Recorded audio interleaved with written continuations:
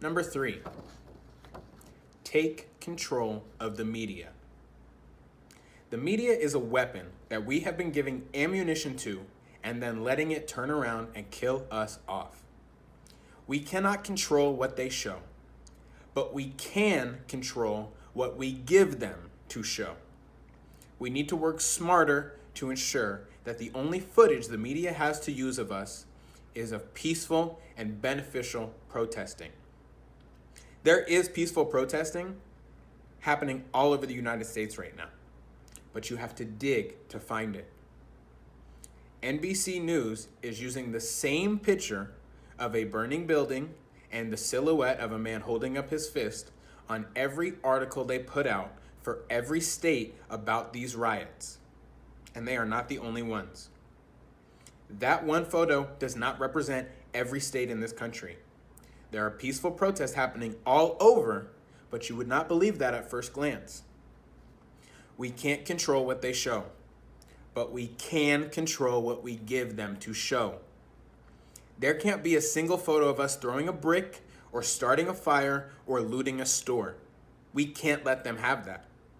Because the people that don't understand how it has gotten to this point will just be pushed further into their own views by those images. We cannot afford to give the media any tools to broadcast us in a way that justifies those that oppose the equality that we are all fighting for. We need to go to these places, and we need to speak with wisdom. Lock arms with our fellow men and women, and tell the police or the governor or the mayor or whoever it is that we are standing in front of, if you are with us, please assist us. Because we know there are people in that system that will help us and will be there for us. Those who aren't able to understand our pain are not going to be able to understand why we protest. And while we fight for what is right, we need to make sure we are also ensuring that we are not making this fight harder on ourselves. Spray painting "burn down the city" is not going to help us save the next black life. Spray painting "fuck the police" is not going to help us save the next black life. We are angry, we are hurting, but we cannot let our emotions overpower our intelligence. If we do that, then we are in the same boat as the people who are holding us back from being equal. And the most important thing to remember, the kids these days have access to technology, but they don't yet know how to find all the facts. They see this on TikTok, they see this on Twitter, they see this on TV, they see this all over their phones, and they don't yet know all the levels to this. We need to be better for them. Driving stolen construction equipment is not helping us. I know we are angry, I know we are in pain, and I know it's easier said than it is done. But I also know that we are smarter than the media is allowing us to be. And we must be smarter for the sake of our children who will inherit this world next. Taking spray paint and writing out "fuck the police" is sending a message of hate. Saying "burn the city down" is sending a message of hate. And hatred will divide us. But we need to be smart. We need to not let our emotions overpower our intelligence. When we protest, we need to stand together, person to person. We need to stop the riots, and we need to keep the peace. We can't control what the media shows, but we can control what we give them to show. Number 4, set aside distractions. Don't worry about why this celebrity isn't saying anything, or this celebrity isn't donating money. Don't let those uncontrollable variables occupy any space in your head. Remain focused on our actions, remain focused on our goals. Don't get distracted by the tweets of this person or the words of that person. Stay focused on making the right choices and taking the right action with the right decisions. There's always something we are going to want to see from celebrities, from government figures, from whoever it is we look up to. But we cannot allow ourselves to get distracted. Number 5, check on each other. Outside of a few select individuals, I haven't had a single person reach out to me and ask, "Hey, how are you feeling?" Hey, how can I help? Hey, I'm here to support you. We need to check on each other. A simple text or phone call, message, email, anything. Check on your black friends. I live in a privileged and safe community, but I'm still exhausted by all of this. Where are my friends that should be reaching out to me and asking, hey, are you okay? All you have to say is, hey, I can't promise that I can help you, but if I could, what can I do? Just be there. Just be there for each other. Check on each other. We need to look out for each other. Not just physically on making sure people are staying safe, but mentally as well. Making sure people are taking the time to step away from the screens, are taking the time to take breathers, are taking the time to look in the mirror and be able to love themselves when the world is broadcasting hate. Check on each other. Even if you feel like you have no place in all of this, be there as a friend, as someone who is there to support, as someone, as a shoulder to cry on, as someone to vent to. Be there. Number 6, be able to look at yourself. So many of you are upset seeing the rioting and saying violence is not the answer. And you know what? I agree. Violence is not the answer. But please, please, please be able to see how it looks when you utilize your silence during unnecessary deaths and then only start speaking up when the riots begin. People are quick to see these riots and say, we need to be better. But the we needed to be better from the start. And anyone should be able to see that. People are so quick to say, well, this isn't the solution. But they are outright failing to provide any sort of support towards or for a solution. I work with children. If I am not actively trying to find the best solution to educate them, then I consider myself stagnant within the problem, which makes me part of the problem. If you are not going to offer solutions, don't condemn the actions of others. You have to be able to look at yourself. You have to understand how it looks when you say nothing about the loss of Black lives, but then speak up at the loss of property. If you are not part of the solution, you may be part of the problem. Together, we're more alike than we are different. We laugh our asses off at all of the same memes. We listen to and enjoy all the same music. We go to see all the same movies. We share the same desires of wanting our loved ones to get home safely and wake up the next day to the faces of people we love. We should all be equally fighting for and supporting a world where we can all peacefully coexist. Number 7, be the best at what you are. James Avery, aka Uncle Phil, once said, whatever you are, work your hardest to be the best at it. No matter what your role is, if you are a dishwasher, then be the best damn dishwasher the world has ever seen. It's important for all of us to try our hardest at our role. The other day, a mom made a Facebook comment about being worried if she was doing enough to help.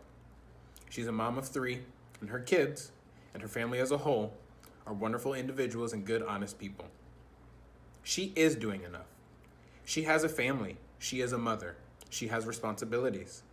She might not be able to make it out to a protest. She might not be able to donate money to this group or that group.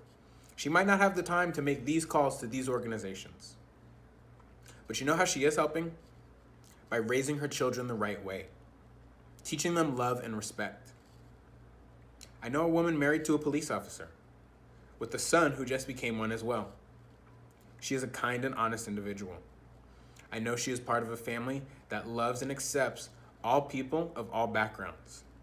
She has done her part by raising someone who will be a positive and healthy individual in his community as he serves and protects them.